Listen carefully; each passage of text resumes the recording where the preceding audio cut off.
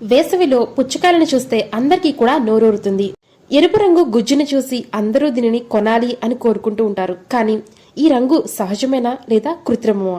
అవును, ఇప్పుడు మనకి మార్కెట్లోకి నకిలీ పుచ్చకాయలు కూడా వచ్చేస్తున్నాయి. కాబట్టి కొనేటప్పుడు ప్రతి ఒక్కరూ కూడా జాగ్రత్తలు తీసుకోవాలి. మరి అసలు మనం నకిలీ వాటిని ఎలా గుర్తించాలో తెలుసుకుందాము.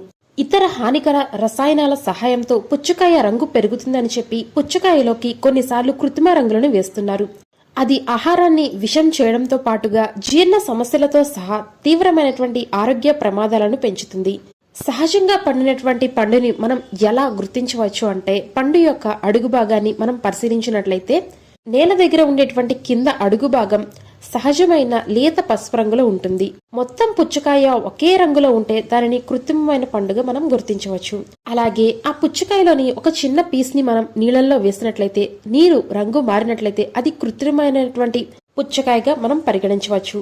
అలాగే సహజమైన పుచ్చకాయ యొక్క గింజలు మనకి నలుపు రంగు అలాగే కాఫీ కలర్ లో ఉంటాయి. కానీ కృత్రిమమైనటువంటి ఈ పుచ్చకాయ యొక్క రంగు అనేది, వాటి యొక్క గింజల రంగు అనేది మనకి తెల్ల రంగులో ఉంటుంది.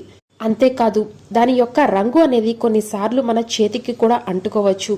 కాబట్టి అందంగా ఆకర్షణీయంగా ఎరుపు రంగులో ఉన్నాయి కదా అని చెప్పి ప్రతి పుచ్చకాయని కూడా మీరు తనిఖీ చేయకుండా అస్సలు కొనుగోలు చేయకండి. కాబట్టి కాస్త పరిశీలించి దానిని కొనుగోలు చేసుకోండి.